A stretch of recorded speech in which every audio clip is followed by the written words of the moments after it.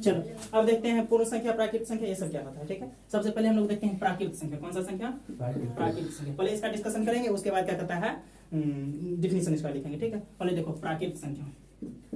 प्राकृत संख्या natural number. कौन सा नंबर? Natural number.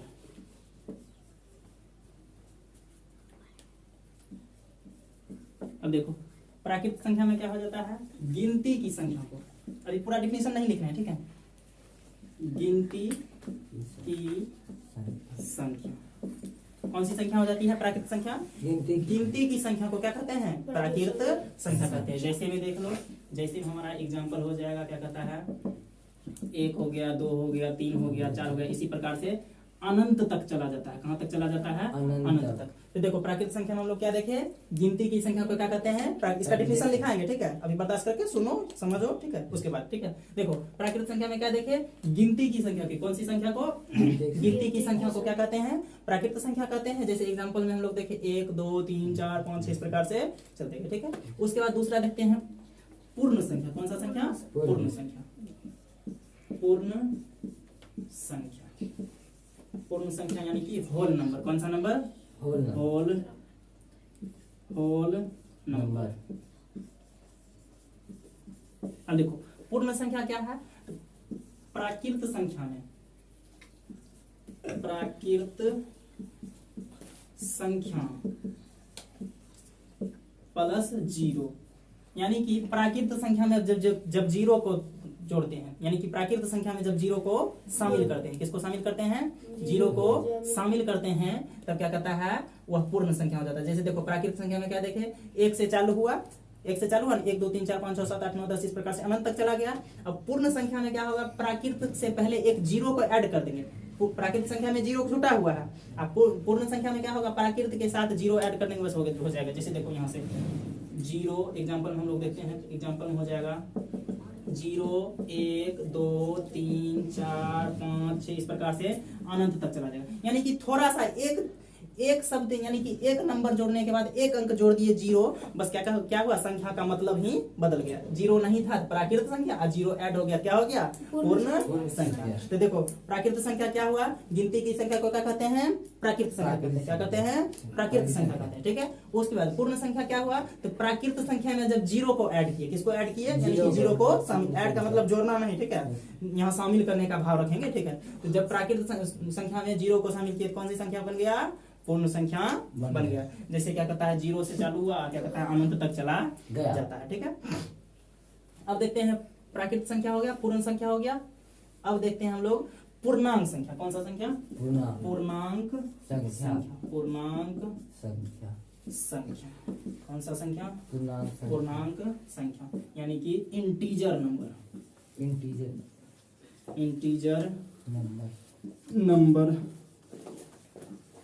अब देखो इंटीजर नंबर क्या होता है, 0 में यानी कि धनात्मक संख्या, धनात्मक संख्या प्लस 0, शून्य लिख लेते हैं, 0 प्लस ऋणात्मक संख्या,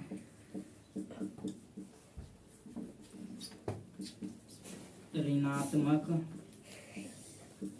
संख्या क्या होता है?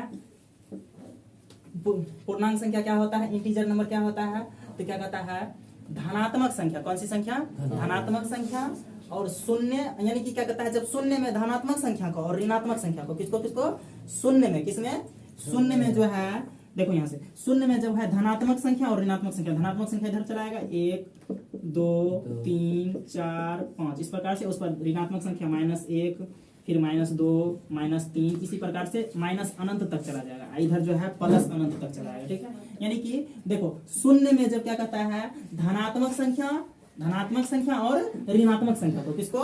धनात्मक और ऋणात्मक को क्या कहता है, शामिल किए थे, कौन सा संख्या बना? पूर्णांक संख्या। तो पूर्णांक संख्या क्या हो जाएगा, वैसी संख्या, सॉरी, जब 0 में क्या कहता है, धनात्मक और ऋणात्मक संख्या को शामिल करते हैं, कौन सी संख्या में प्राप्त होती है? पूर्णांक संख्या प्राप्त होती है। कौन सी संख्या प्राप्त होती है? पूर्णांक संख्या। ठीक है, दिक्कत जैसे एग्जांपल में हम लोग हो जाएगा यानी कि जीरो बटा वाला छोड़ के बाकी जितना भी क्या कहता है प्लस माइनस जीरो जितना भी संख्या हो जाएगा सब पूर्णांक हो जाएगा। ठीक है, जैसे देखो यहाँ से 0 हो गया, 5 हो गया, 6 हो गया, 8 हो गया, -2 हो गया, -4 -5 हो गया, -8 हो गया, इस प्रकार से अनंत तक चला जाता है, माइनस अनंत तक प्लस अनंत तक चला आता है। ठीक है, अभी देखो कितना संख्या देखे 3, एक प्राकृत संख्या देखे, दूसरा पूर्ण संख्या देखे, तीसरा पूर्णांक संख्या देखे। ठीक है, प्राकृत संख्या में क्या देखे, गिनती की संख्या को, अब भी याद होना चाहिए। ठीक है, ध्यान दो, गिनती की संख्या को क्या कहते हैं, प्राकृत संख्या। कौन सी संख्या, प्राकृत संख्या। जैसे में क्या कहता है हम लोग देखे, उसके बाद पूर्ण संख्या देखे। कौन सी संख्या देखे, पूर्ण संख्या। पूर्ण संख्या में क्या देखे, जब गिनती की संख्या में यानी कि प्राकृत संख्या में जब जीरो को शामिल करते हैं, किसको शामिल करते हैं, जीरो को शामिल करते हैं, कौन सी संख्या बनता है, पूर्ण संख्या बनता है। कौन सा संख्या बनता है, पूर्ण संख्या। आगे देखो पूर्णांक संख्या देखे। पूर्णांक संख्या क्या देखे, तो जीरो में जब धनात्मक संख्या और ऋणात्मक संख्या को शामिल किए तो कौन सी संख्या बना, पूर्ण संख्या, सॉरी पूर्णांक संख्या बना। ठीक है, अब थोड़ा सा हम लोग देखते हैं भाज्य और अभाज्य संख्या। कौन सा संख्या, भाज्य और अभाज्य संख्या। उसके बाद क्या कहता है, इस सबका डिफिनीशन देखेंगे। देखो भाज्य क्या होता है, भाज्य परमेय संख्या तो हमें डिटेल से पढ़ना ही है, पहले छोटा छोटा जो है थोड़ा थोड़ा उसको पढ़ लेते हैं, उसके बाद क्या कहता है परमेय संख्या पे आएंगे। ठीक है, अब देखते हैं हम लोग भाज्य संख्या। कौन सी संख्या, भाज्य संख्या। भाज्य संख्या यानी composite number, composite number short form में हिंदी में कहते हैं। ठीक है, कंपोजिट नंबर। इसमें क्या हो जाता है, तो क्या कहता है, 2 से अधिक गुणनखंड, 2 से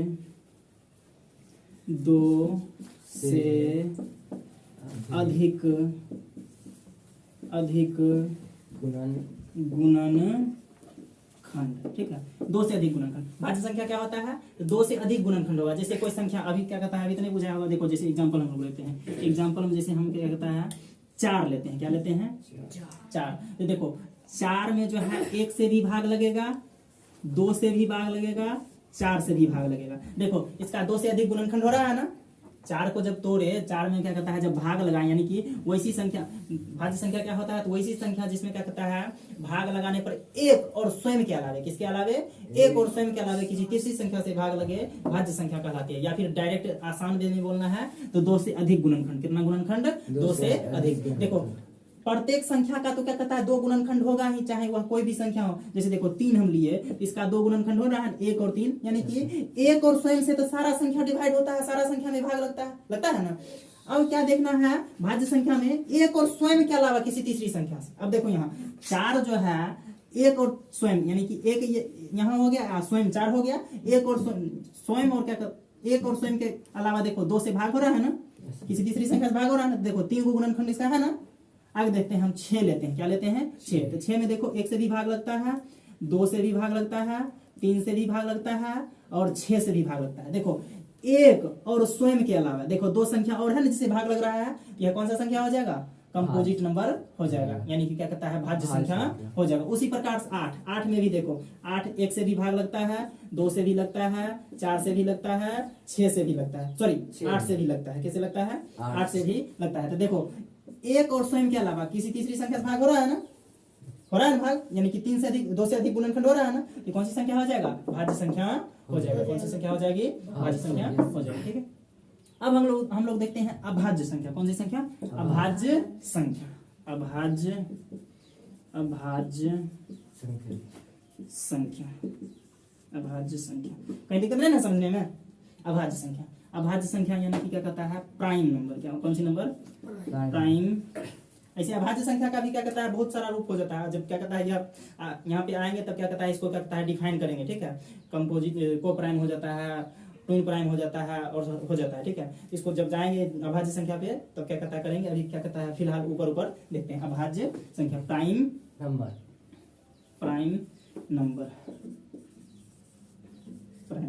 अब देखो प्राइम नंबर क्या हो जाता है, तो केवल 2 गुणनखंड। कितना गुणनखंड, केवल 2 गुणनखंड। अब देखो केवल 2 गुणनखंड यानी कि 1 और स्वयं के अलावा, किसके अलावा, 1 और स्वयं के अलावा कोई तीसरी संख्या से भाग नहीं लगेगा। कौन सी संख्या हो जाएगी, अभाज्य संख्या हो जाएगी। कौन सी संख्या हो जाएगी, अभाज्य संख्या। जैसे देखो यहाँ केवल 2 कह रहा है, जैसे देखो हम 3 लेते हैं, क्या लेते हैं, या फिर 2 लेते हैं, 2 लेते हैं, तो देखो 2 जो है 1 और 2 के अलावा किसी तीसरी संख्या से भाग लग रहा है, नहीं लग रहा है, तो कौन सी संख्या हो जाएगी, अभाज्य संख्या। कौन सी संख्या हो जाएगी, अभाज्य। उसी प्रकार से हम 3 लेते हैं, क्या लेते हैं, 3, तो देखो 3 जो है 1 और 3 के अलावा किसी तीसरी संख्या से भाग लग रही है, नहीं लग रही है ना, तो क्या हो जाएगी, अभाज्य संख्या हो जाएगी। उसी प्रकार से देखो 4 लेते हैं, तो 4 में क्या कहता है, 1 और 4 के अलावा किसी तीसरी संख्या 2 से भाग लग रहा है ना, तो 4 अभाज्य संख्या ना होके क्या हो जाएगा, अभाज्य संख्या हो जाएगा। ठीक है, अब उसी प्रकार से हम 5 लेते हैं, क्या लेते हैं, 5, तो देखो 5 जो है 1 और 5 के अलावा, किसके अलावा, 1 और 5 के अलावा किसी तीसरी संख्या से भाग लग रहा है, नहीं लग रहा है, तो कौन सी संख्या हो जाएगी, अभाज्य संख्या हो जाएगी। अब देखो क्या देखें हम लोग, 2 गुणनखंड, कितना गुणनखंड रे, 2 गुणनखंड, तो देखो यहाँ 2 गुणनखंड हो रहा है ना, गुणनखंडों की संख्या 2 हो रहा है ना, यहाँ भी देखो गुणनखंडों की संख्या 2 हो रहा है ना, यहाँ भी देखो गुणनखंडों की संख्या 2 हो रहा है ना, कैसी दिक्कत। तो देखो अभी तक कितना देखे हम लोग, 5 संख्या देखे, कितना संख्या देखे, 5। पहला देखे प्राकृत संख्या, दूसरा देखे पूर्ण संख्या, तीसरा देखे पूर्णांक संख्या, चौथा देखे भाज्य संख्या, पांचवा देखे अभाज्य संख्या। प्राकृत संख्या में क्या देखे, गिनती की संख्या को क्या कहते हैं, प्राकृत संख्या कहते हैं, क्या कहते हैं, प्राकृत संख्या कहते हैं। उसके बाद क्या कहता है, पूर्ण संख्या में क्या देखे, पूर्ण संख्या में देखे जब गिनती की संख्या में यानी कि प्राकृत संख्या में 0 को शामिल किए तो कौन सा संख्या बना, पूर्ण संख्या बना। अब भी याद होना चाहिए कौन सी संख्या बना, पूर्ण संख्या। पूर्णांक संख्या में क्या, तो धनात्मक शून्य में धनात्मक और ऋणात्मक को मिलाए कौन सी संख्या बना, पूर्णांक संख्या बना। भाज्य संख्या में क्या देखे, तो 2 से अधिक गुणनखंड होगा, कौन सी संख्या हो जाएगा, भाज्य संख्या हो जाएगा। अभाज्य संख्या में क्या देखे, तो केवल 2 गुणनखंड होगा, कौन सी संख्या हो जाएगा, अभाज्य संख्या हो जाएगा। कैसी दिक्कत, याद हुआ, क्वेश्चन पूछे। गिनती की संख्या की कौन सी संख्या कहते हैं, प्राकृत संख्या। कौन सी संख्या, प्राकृत संख्या। जब गिनती की संख्या में 0 को शामिल करते हैं तो पूर्ण संख्या। कौन सी संख्या, पूर्ण संख्या।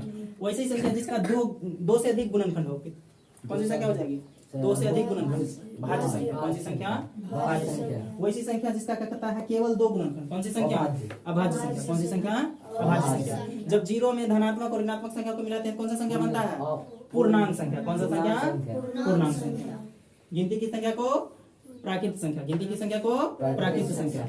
गिनती की संख्या में जब 0 को शामिल करते हैं तो कौन सी संख्या बनता है, पूर्ण संख्या। कौन सी संख्या, पूर्ण संख्या।